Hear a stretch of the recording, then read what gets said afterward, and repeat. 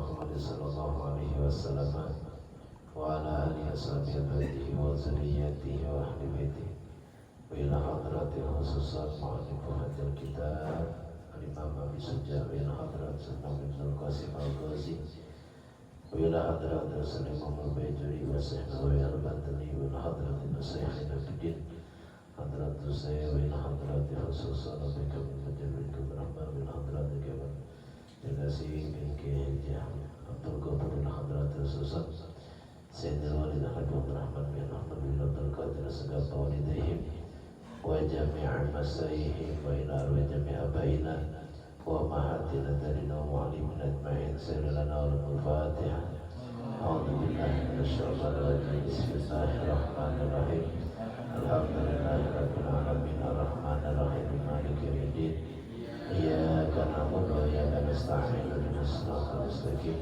siratal ladzina an'amta 'alaihim ghairil maghdubi 'alaihim waladdallin.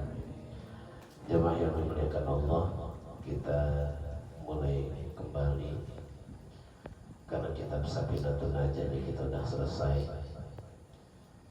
Sebab kalau kasih batu saja Safinatun Najah itu kan membahasnya ubudiyah, tidak membahas masalah muamalah, tidak membahas masalah munakahah, tapi dia khusus membahasnya masalah ubudiyah, dan itu sudah selesai. Dan memang itulah pokok-pokok yang terpenting buat kita. Jadi gimana caranya biar ibadah kita ini rapi, biar wudu kita ini rapi, biar salat kita ini rapi. Malam ini kita mulai kembali, itu karena kita ngajinya, kita baca kitab Imam Abi Suja yang terkenal dengan Gaya Takrib dengan Sarah Fathul Qarib Bihasyatil Bajuri.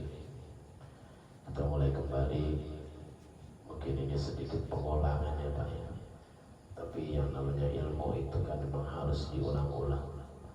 Bahkan kata ulama, khud harfan tikrolu alfan, ambil ilmu satu huruf tapi diulangnya 1000 kali.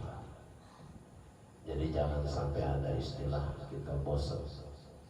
Dalam belajar itu gak ada istilah bosan. Sebab kita ini semua ibadah lagi belajar Pak. Orang ibadah itu semuanya belajar.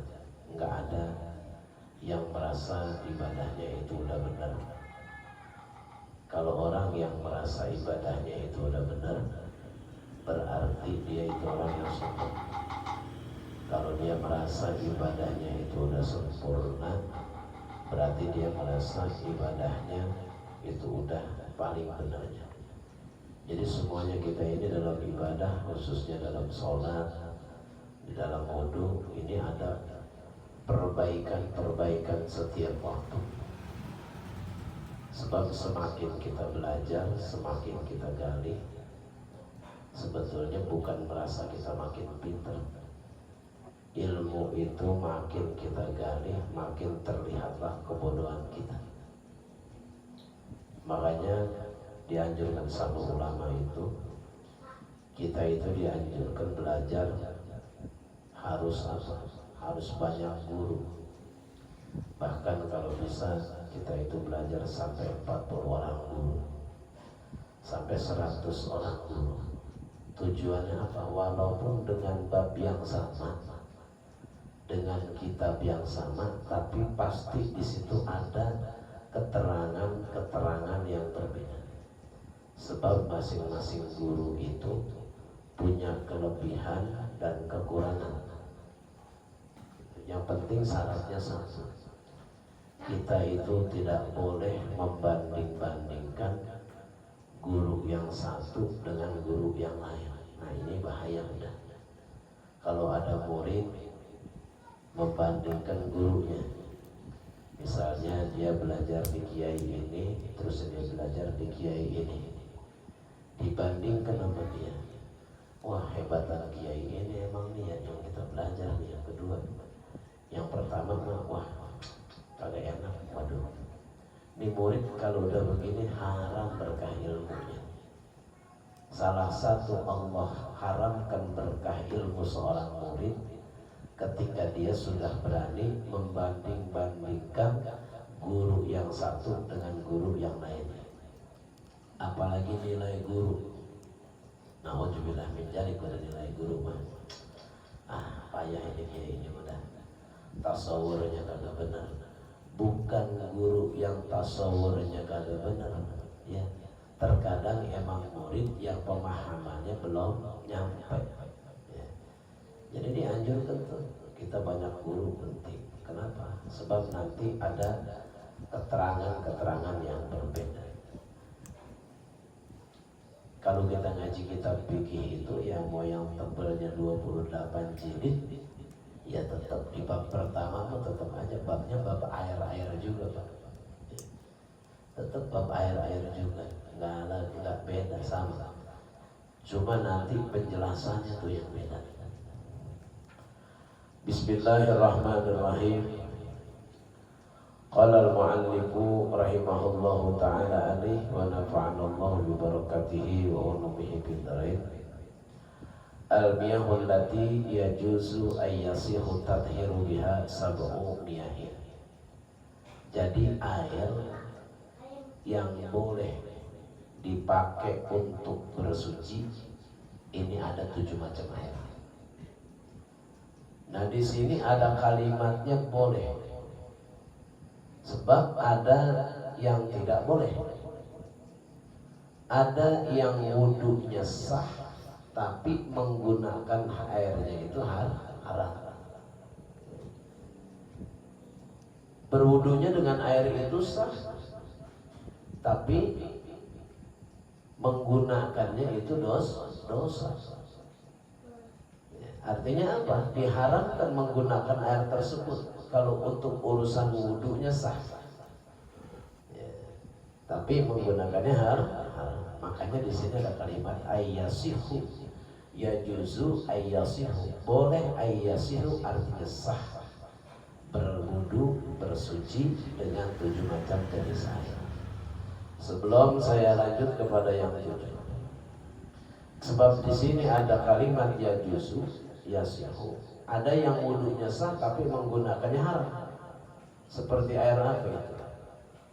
Yaitu seperti al-ma'ul ladil musabbalu lisyurbi. Haram menggunakan air yang diperuntukkan untuk minum. Namanya air musabbal lisyurbi. Nggak boleh tuh kita berwudu dengan air itu. Haram hukumnya. Contohnya gimana air musabbal lisyurbi itu? Air musabbal lisyurbi misalnya di pinggir jalan ada orang nyiapin aqua, baik aqua gelas ataupun aqua galon atau kendi atau tempayan. Di situ udah disiapin gelas. Nah itu udah pasti kalau disiapin gelas tujuannya buat apa? Buat minum. Nah air itu masuknya musabbal lisyurbi namanya. Air yang disiapkan untuk minum, menggunakannya haram. Berbeda hukumnya dengan air kemasan. Kalau air kemasan tuh gimana? Misalnya kita beli air aqua,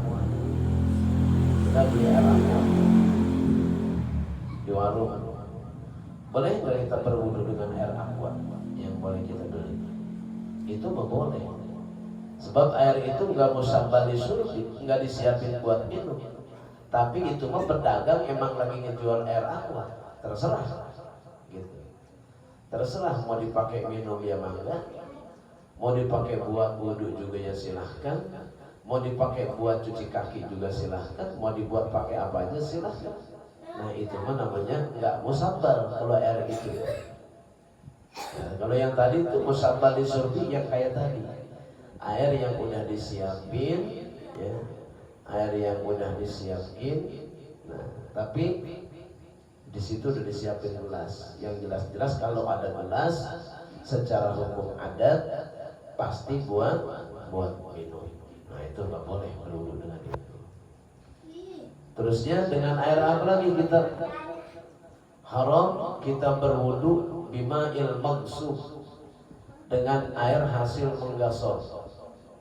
Hasil air boleh merampas. Ya, termasuk gosok tuh yang gimana?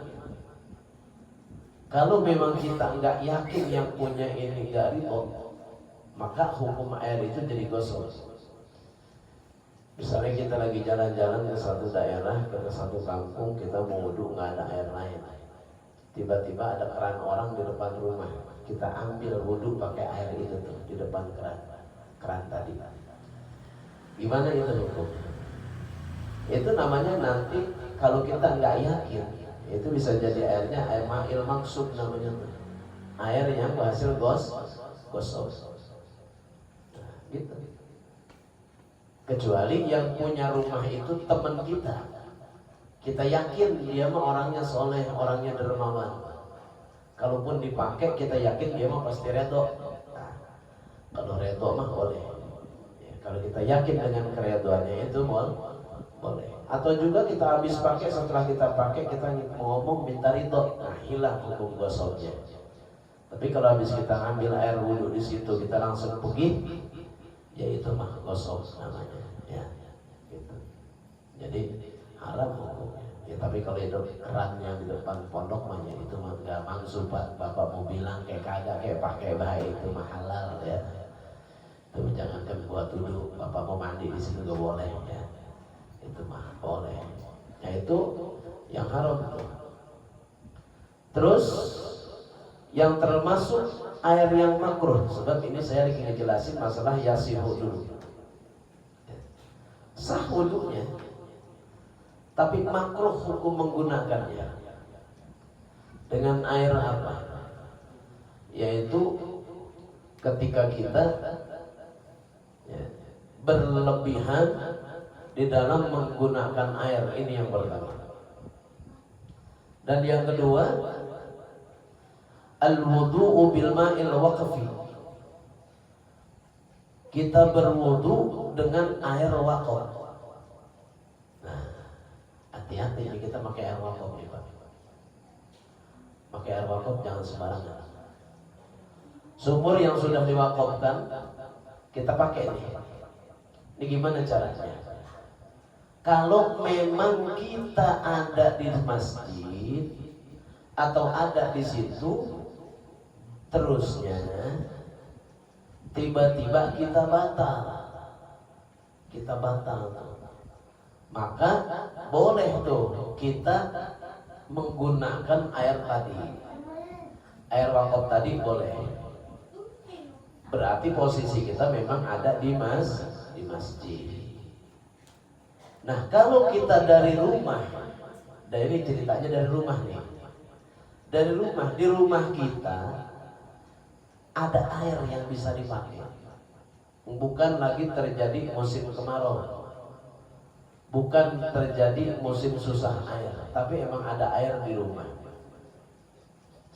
Terusnya kita niatkan, udah wudunya ntar di masjid aja dah, atau wudunya udah ntar di musola aja. Sementara sumur yang diwakafkan di situ wakafnya bukan wakaf am.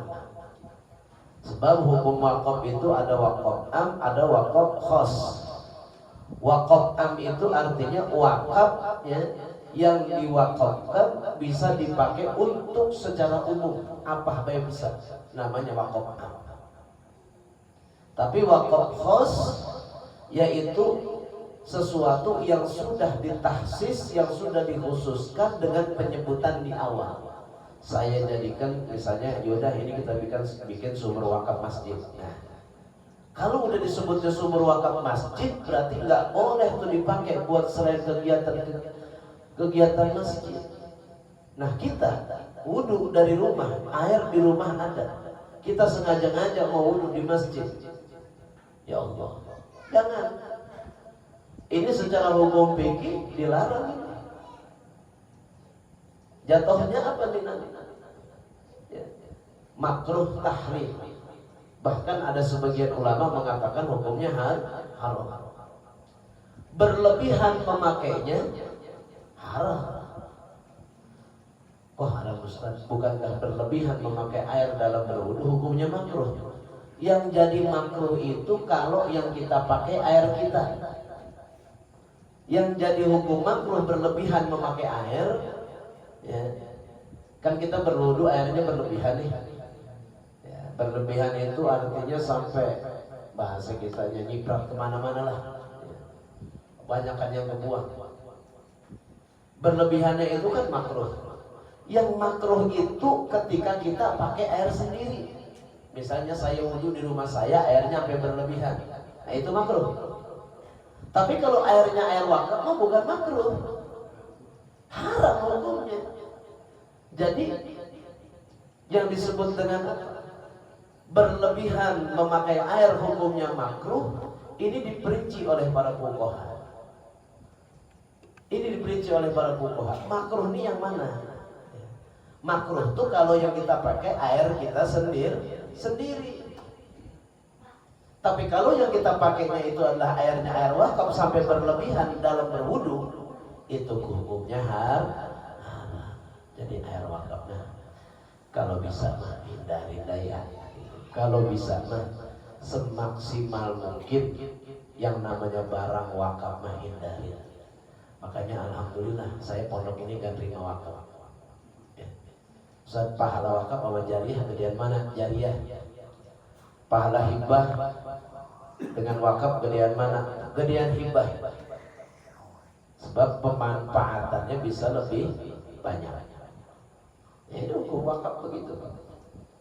Jadi jangan enak banget kan sekarang orang ya. Orang-orang tuh ini saya wakafin, ini saya wakafin, ini saya wakafin. Pengen terima kan lagi. Dia paham gak bahwa wakaf? Terus ada syarat wakaf berapa? Dalam fikih ilmu wakaf ini ketentuannya apa? Sesuatu yang sudah diwakafkan haram kita ambil kembali dan kita manfaatkan lagi. Bahkan air wakaf apalagi kalau sampai dibuat ngepel rumah kita. Nauzubillah min dzalik, bala yang ada nanti. Orang pakai air wakaf sembarangan Pak, tak bakal turun bahla nanti. Yang pertama kata ulama, dhaikul ma'asir. Allah bakal bikin buntu sulit dalam kehidupannya. Makanya orang kalau makan yang harta wakaf Pak, ya. Dhaikul ma'asir. Bakal sempit dia punya jalan rezeki itu sempit, ngejalanin ini bangkrut, ngejalanin ini bangkrut, jalanin ini bangkrut. Kenapa? Ada penyakit dalam rumahnya. Terus yang kasirul bala. Ketika kita memakan harta wakaf tadi, kasirul bala, ini akan banyak menurunkan bahla. Bala kalau udah. Ya. Jangan dibilang musibah. Musibah mah bukan. Kalau yang namanya musibah mah diberikan kepada orang-orang yang beriman sebagai bentuk ujian. Sebab musibah mah nanti kalimatnya ma'asaba min musibatin, tidak adalah orang itu yang terkena daripada satu musibah qalu inna lillahi wa inna ilaihi rajiun, namanya musibah. Jadi jangan kita bilang waduh anak lagi dapat musibah ini, insyaallah begini banget itu. Bukan musibah, bahlah ente. Terlalu pede kalau kita mengatakan kita dapat musibah. Musibah itu Allah berikan kepada orang yang beriman sebagai bentuk ujian, namanya musibah. Bahasa kitanya ujian, bahasa Qur'annya musibah. Nah kalau bala, ya, pahala teguran. Ya. Kalau kita bilang ajab terlalu ekstrim, ya. Kita makan harta wakaf kita manfaatin, bala apa yang ada. Kosrotul bala, bakal banyak turun bahla, makanya hindari. Kalau bisa hindari. Bahkan ini Pak, ketika kita biarinlah Bapak Air membelakangan. Ya, saya ini gara-gara lapan yasihu nih, ya, yasihu. Gimana hukumnya? Ketika masjid dibongkar,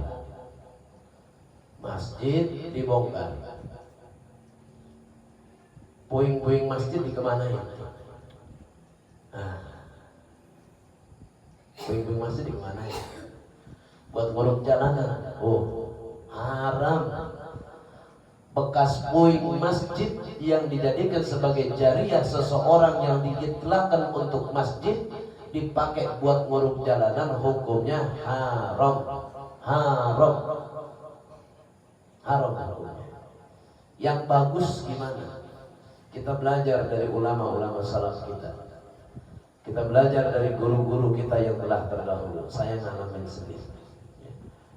Saya punya guru Kiai Zarkasi, salah satunya. Musolah dibuka. Waktu itu ubinnya kan masih ubin yang apa? Ubin-ubin zaman dulu tuh ya. Iya, yang merah. Itu masih bagus. Itu bukan diangkat, Pak. Jadi nggak ada istilah antum mubazir, bukan masalah mubazir. Digetok, dihancurin, ditimpah pakai apa? Pakai adukan, baru ditambah dengan keramik. Tujuannya apa? Biar amal orang kagak hilang, yang ada nempel di situ. Kalau misalnya diangkat, dibuang ke jalanan, ke urung, hilang kemana tahu, putus nggak pahala jariah orang? Putus, bersih. Saya dulu alim Habib Abdurrahman Segaf, ketika madrasah Sagopah dibongkar, bukan keramik, temboknya, ini cerita muridnya langsung, Habib Syekh Al-Hasni, beliau cerita, saking apiknya wali, temboknya yang udah puing-puing itu dipanggil, murid-muridnya dipanggil, suruh apa? Suruh diketokin, dihancurin, ditumbuk, dihancurin, diayak lagi, yang halus dicampur pakai semen, pakai pasir yang lain, ditemblokkan lagi ke situ. Sisanya yang kasar-kasar diurukkan ke bawahnya. Jadi ada yang kebuang kagak tempat lain? Kagak ada. Nah, jadi kita jangan salah. Ini udah kagak dipakai, biar manfaat. Kayunya, Pak, kayu wakaf itu jangan sembarangan. Kayu wakaf itu kalau bisa usahakan biar busuk di tanah itu juga. Gali lubang, pendem biar dia sampai busuk, nyatu dengan tanah wakaf yang ada. Gentengnya gimana kalau masih bisa dijual? Boleh dijual. Tapi uangnya dikemanain? Uangnya dikembalikan lagi ke masjid, bukan buat ongkos tukang. Bukan. Dijual, dibeliin semen, atau beliin bata, atau dibeliin pasir yang nempel di situ, bukan buat ongkos tukang. Ini hukum wakaf sampai kayak begitu. Jadi detil banget, Masya Allah, hukum wakaf ini. Di kita nih kadang-kadang udah pada sembarangan. Makanya wajar. Kalau ternyata bala makin banyak, bala makin besar, bala menimpa di mana-mana karena ketidakada afikan di dalam masalah wakaf. Ustaz, gimana nih hukumnya? Di tanah wakaf agak tinggi sedikit. Saya keruk, saya ambil buat nguruk rumah saya. Jangan, Pak, nyari penyakit itu namanya. Udah biarin, kalau ratain dengan yang ada. Ya. Jadi ini. Nah, itu masalah yasihu. Jadi yasihu itu begitu. Jadi air masjid, ya, kalau yang diwakafkan tahsisnya untuk masjid, ketika kita memanfaatkannya bukan ada di dalam masjid, ya, itu jangan. Apalagi kita pakai buat yang lain, apalagi buat cuci mobil, ngaco dah itu. Ya. Air wakaf dipakai buat cuci mobil, PA. Air wakaf buat apa? Buat cuci motor. Astagfirullahaladzim. Bala yang ada. Ya. Ini ngaji streaming ini, ini ngaji live ini. Jadi bukan cuma bapak yang dengerin, se-Indonesia dengar semua. Ini live. Ini hukum, ya saya sampaikan itu. Ya, jadi jangan, kalau udah namanya harta wakaf, jangan kita sembarangan. Sampai hukum airnya aja kayak begitu. Ya, kita lanjut. Jadi di sini dapat yajidu ayyasihu tathhiru biha. Artinya boleh sah kita bersuci biha dengan air tersebut sab'u miyahin. Itu ada 7 macam jenis air. Nah, ini yang 7 airnya. Yang pertama ma'us sama'i, air langit. Air nazili minha, artinya air yang turun dari langit, yaitu airnya air hujan. Insyaallah air hujan itu. Jadi bahwa ma'ul mator itu air hujan, jangan takut sama air hujan. Boleh kita berwudu sama air hujan. Bahkan air hujan itu kan jadi obat. Air hujan itu yang jadi obat yang mana? Air hujan yang jadi obat itu ketika terjadi musim kemarau panjang, hujan yang paling pertama turun, ya, itu yang kita langsung tadangin pakai mulut kita. Jangan lewat genteng dulu, ya, kalau lewat genteng dulu udah beda. Jadi kita tadangin pakai mulut kita, itu jadi obat ya. Dan kita kalau ngejak air juga kita tiup, kalau pakai air hujan rada beda kan, cepetan dikit ya. Misalnya ada orang sakit nih, kita bikin air hujan di kendi, kita tadangin, kita masak, kita wiring gitu. Biasanya hasilnya rada beda kalau pakai air hujan, rada tajaman dikit ya. Kenapa? Sebab itu air turun dari langit. Itu masalah air hujan. Jadi boleh kita berwudu dengan air hujan. Bahkan di dalam penelitian para ahli, air hujan itu pH-nya lebih tinggi dari air tanah. pH air hujan itu di atas 8. Air kita itu kan rata-rata yang paling bagus aja cuma 5 pH-nya. Belum masuk air oksi, ya belum masuk pH-nya belum masuk 8, masih ya kadar oksi. Tapi kalau air hujan itu udah di atas. Nah ini bisa dilihat air hujan itu. Kita punya pohonan musim kemarau, kita siram dan pakai air sumur kita semprot sore pagi, tiap hari tetap aja nggak subur, itu cuma kagak mati doang pohonan kita. Segernya beda. Tapi kalau Allah turunin air hujan diguyur semalaman, itu hijaunya langsung beda tuh air pohonan. Hijaunya langsung beda, segernya beda. Ternyata air hujan itu memang berbeda dengan air tanah. Jadi ketika kita kesulitan, ada air buat berwudu, ada air hujan, boleh kita berwudu dengan air hujan. Nanti insya Allah yang keduanya wama wal bahri. Ya, itu aja sedikit yang saya sampaikan. Mudah-mudahan ini menjadi ilmu yang bermanfaat dan tentunya menambah pemahaman kita semua. Bismillahirrahmanirrahim. Ilahi anta maksudi wa ridhaka matlubi atini mahabbataka wa ma'rifatan. Ilahi anta maksudi wa ridhaka matlubi atini mahabbataka wa ma'rifatan. Bismillahirrahmanirrahim. Ya Allah, ya Allah, ya Allah, ya Allah, ya Allah, ya Allah, ya Allah, ya Allah, ya Allah, ya Allah, ya Allah. Bismillahirrahmanirrahim. Alhamdulillahirabbil alamin, hamdan yuwafi naf'ahu wa yukafi mazidah. Ya Rabbana lakal hamdu kama yanbaghi li jalali wajhikal karim wa li'azimi sultanik. Allahumma salli ala sayyidina Muhammad wa sayyidina Muhammad. Allahumma ighfir lana dhunubana wa dhunuba abaina wa ummahatina wa ajdadina wa jaddatina wa mu'allimina wa masyayikhina fid-din wa li jami'il muslimina wal muslimat wal mu'minina wal mu'minat al-ahya'i minhum wal amwat. Allahumma ja'al jam'ana hadha jam'an marhuma wa tafarruqana min ba'dihi tafarruqan ma'suma. Allahumma in kana fi majlisina dhanban ila ghafartah wa la aiban ila satartah wa la hadatan min hawa'i dunya wal akhirah ila qadaitah.